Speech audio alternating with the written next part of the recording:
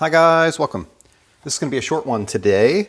I am replacing this monitor and I want to talk about what I bought and why and what I'm doing. So this display I use for my laptop that sits over here, and I've got a docking station behind it. The docking station is a CalDigit. I like CalDigit and Anchor, specifically for MacBooks. I like CalDigit. For Mac and Windows, I like Anchor. There are a lot of other good brands out there, but you know, I work for an IT company. We sell docking stations. These are the ones we have the least problems with, so they're the ones that I recommend. And they're what I use and Jessica uses and you know, everything else based on those recommendations. So I've had these BenQ monitors, and I say these because I actually had 4 of them. I had 2 at my house and 2 at my work that were identical. And these are 2K CAD monitors. So they are 2560 by 1440. They are 24-inch diagonal. And man, I've had these for, well, when we moved here is when I bought them. So 8 years, 9 years. And for a long time, I was using them every single day here and every single day at work. And I've had one of them fail out of 4, and the others have been good. Even this one is still totally fine. But I recently went to an Ultrawide in my office here, and I did a video on that. I went to a 34-inch Ultrawide, then I later went to a 49-inch Ultrawide, and I have a LG monitor in there right now that I love.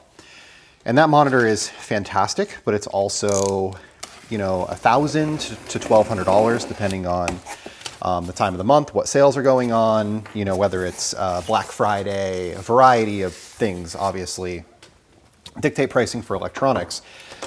So while I love that monitor, it wasn't really practical to buy one for the garage that I only use occasionally. And I just decided that I wanted something a little bit bigger out here, a single monitor that was going to not break the bank, but was going to, you know, be nice, right? Be a little bit bigger, a little bit wider. The problem with a single 2K monitor like this, 2560 by 1440, is that you can't always have 2 things side by side. So like you're editing a video or you're watching YouTube while doing email or, you know, those types of things. On a 49-inch, you can really easily do 3 things. On a 34-inch, you can really easily do 2 things. So I ended up getting a 34-inch for out here. Now this is a Asus, which is, we'll say, more of an economy brand. It is a Nitro gaming, you know, it's a gaming monitor. I really couldn't care less about the gaming piece of it, but this is what I picked up. It was on sale at Best Buy, and I just wanted something that was going to be simple, not too expensive, and going to work for out here. So it does come with a stand. We're not going to use it. It comes with HDMI and DisplayPort cables. We won't need either of those because I already have them run. And then over here, this is the arm for the stand. And I really like doing wall-mounted monitors, especially in the garage, but in a lot of places. I think that it leaves your tabletop really tidy. So I like a monitor on an arm. If you have a standing desk, I like the clamp arms, and I you know, mount the monitor on that. And I found that that works really, really well. So we're going to put this on this arm that I have here. This is a North Bayou. The arm isn't really anything special. It's an inexpensive option on Amazon. But that monitor arm works with 100 millimeter and 75 millimeter. This is a 100 millimeter monitor, which most computer monitors are going to be 100 millimeter.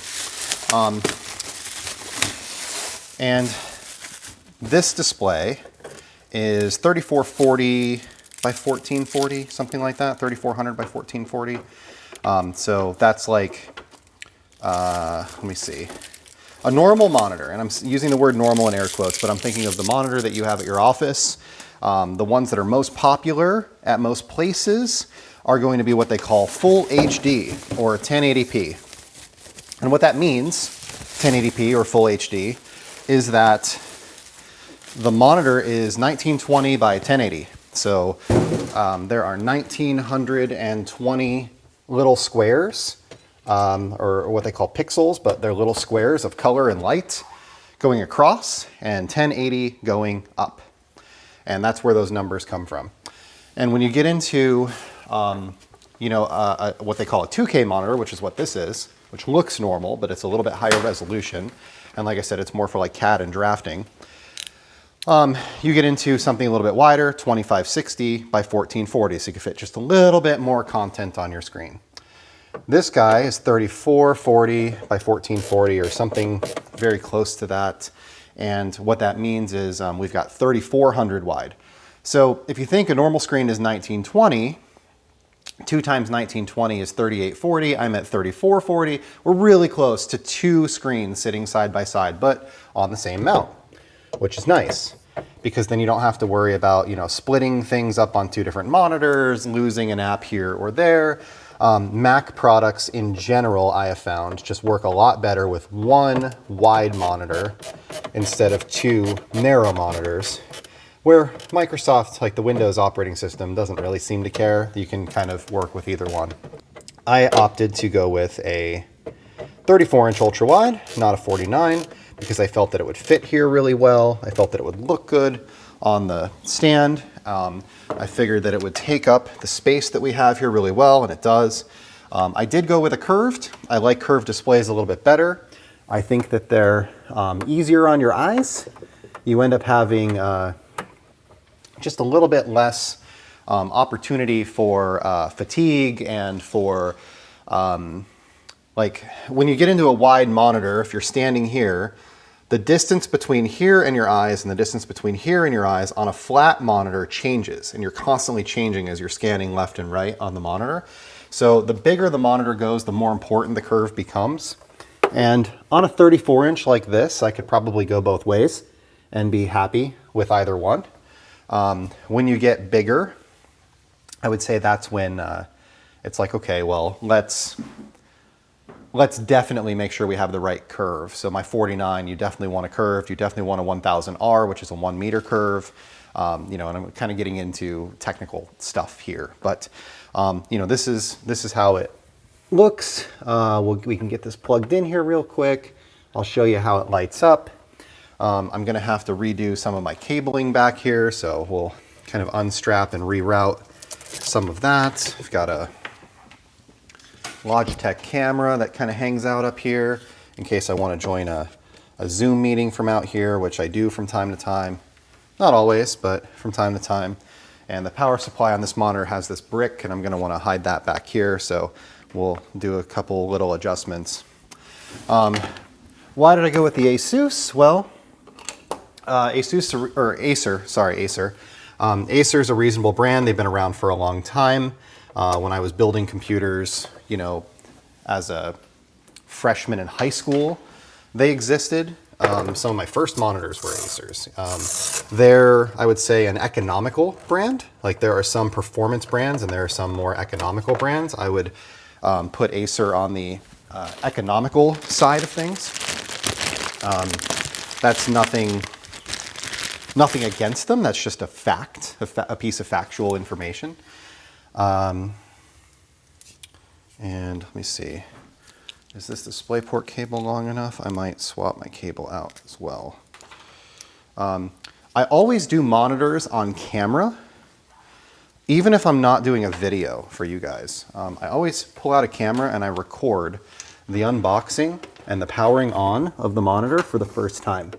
And the reason that I do that is because I've run into situations before where you unbox a monitor that looks perfectly good in the box, and you get it out and it's broken. It doesn't even look broken, but there's like, a line or a this or that.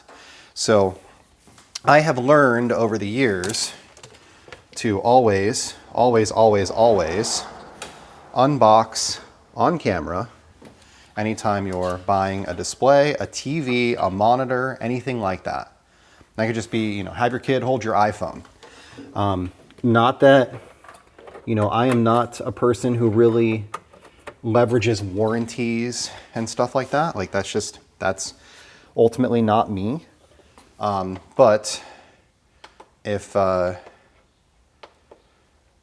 if I buy something and for some reason it doesn't work out of the box, then I do want what I paid for. So I do want to make sure that like I get what I paid for. Light up this display. See if we can get this to work. Haha, okay. So that's on, looks good. Everything's nice and bright. We'll adjust the settings and stuff like that later, but let's just make sure that it works for now. And then we can go and do all of the cabling stuff.